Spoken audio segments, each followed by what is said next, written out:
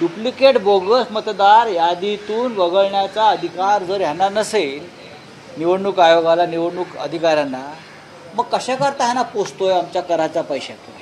हा साधा प्रश्न आहे. त्यासाठीची व्हीव्हीपॅट का नाही? सुप्रीम कोर्टाने सांगितलं आहे ना. मग मुंबई महानगरपालिकेमध्ये व्हीव्हीपॅट असायला पाहिजे. लोकांच्या मनात काही शंका आहे, का व्हीव्हीपॅट नाही? प्रत्येकाला मतदानाचा अधिकार जर मिळायचा असेल तर ऑनलाईनवरती जे काय मतदार नोंदणी आणि डिलिशन सुरू आहे, हा एक मोठा फ्रॉड भारतीय जनता पक्षाच्या IT सेलनं सुरू केलेला आहे, मिंदे गटानं सुरू केलेलं आहे.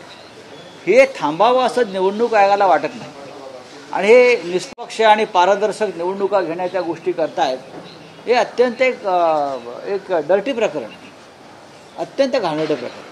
अशा तऱ्हेने या देशातल्या लोकशाहीला तिरडीवर टाकावं लागेल किंवा नवे टाकलेलेच अंत्ययात्रा सुरू आहे लोकशाहीची. नाही, पण राऊत साहेब, काल जे शिष्टमंडळ राज्य निवडणूक आयोग किंवा मुख्य निवडणूक आयुक्तांना भेटलं, एकमत दिसले एका मागणीसाठी की सदोष आहेत मतदार याद्या, असं सगळ्या विरोधी पक्षाचं म्हणणं आहे. आणि जोपर्यंत या याद्या दुरुस्त होत नाहीत, मतदार याद्यांमधले घोळ मिटत नाहीत, तोपर्यंत निवडणुका घेऊ नका, अशी एक मागणी समोर आली.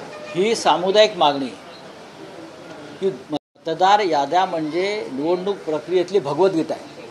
लक्षात घ्या, पवित्र मतदार यादी ही शुद्ध आणि पवित्र असायला पाहिजे, तर निवडणुका पारदर्शक. करेक्ट. आम्ही मतदार यादीला भगवद्गीतेचा दर्जा देतो लोकशाहीमध्ये. तीच जर अपवित्र अशुद्ध असेल तर तुम्ही कोणत्या आधारावर पारदर्शक निष्पक्ष निवडणुका घेणार? जोपर्यंत निवडणूक यादी, मतदार यादी ही स्वच्छ होत नाही, पारदर्शक होत नाही, निष्पक्ष होत नाही, हा सदोष निर्दोष होत नाही, तोपर्यंत कोणत्याही निवडणुकीला काहीच अर्थ राहत नाही.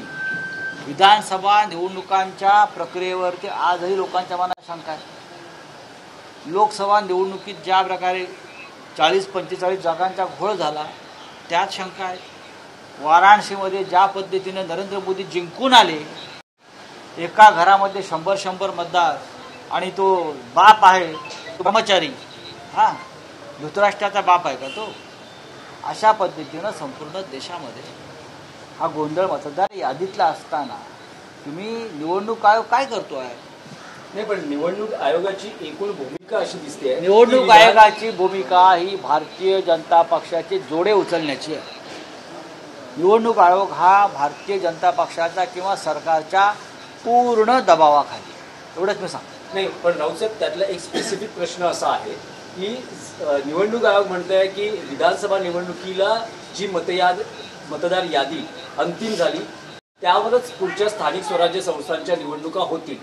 जर असं झालं, ज्या विधानसभा निवडणुकीच्या वेळेसची जी मतदार यादी आहे त्यावर जर मतदान स्थानिक स्वराज्य संस्थांचं आहे, तर महाविकास आघाडी आणि राज ठाकरे अशी मिळून भूमिका काय असेल? बघा, त्यासाठी आज साधारण 1:30 वाजताच्या दरम्यान पत्रकार परिषद या सर्व नेत्यांची आहे.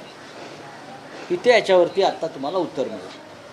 पण विधानसभेतली निवडणूक सदोष आहे, मतदार यादी सदोष आहे, हे स्पष्ट झाल्यावर, उघड झाल्यावर तुम्ही त्याच यादीचा आग्रह धरताय. पण पुन्हा या मधल्या काळामध्ये अनेक ठिकाणी पुन्हा डुप्लिकेट मतदार आलेले आहेत. जसे काल नाशिक असेल, आता दिव्याचे दाखवतोय आम्ही, मुंबईतल्या वॉर्डामधले आम्ही आकडे दाखवतोय. आम्ही काय कार्यकर्ते तुम्हाला काय मूर्ख वाटलो का? राजकीय कार्यकर्ते आमची पदरमोड करून दिवस रात्र आम्ही काम करतो आहोत मतदार यादीवर. निवडणूक आयोगाकडे काय यंत्रणा आहे? भाजपची यंत्रणा वापरते निवडणूक आयोग. निवडणूक आयोग भाजपचा बटेक झालेला आहे. यादी संदर्भात आता तुम्हाला घोळ समोर आलाय का? येणाऱ्या काळात आधार कार्ड पण आणि माणसामध्ये शोधाची वेळ तुमच्यावरती येणार का? आणि येणाऱ्या काळात बॅलेट पेपर किती महत्वाचा? जर तुम्हाला व्हीव्हीपॅट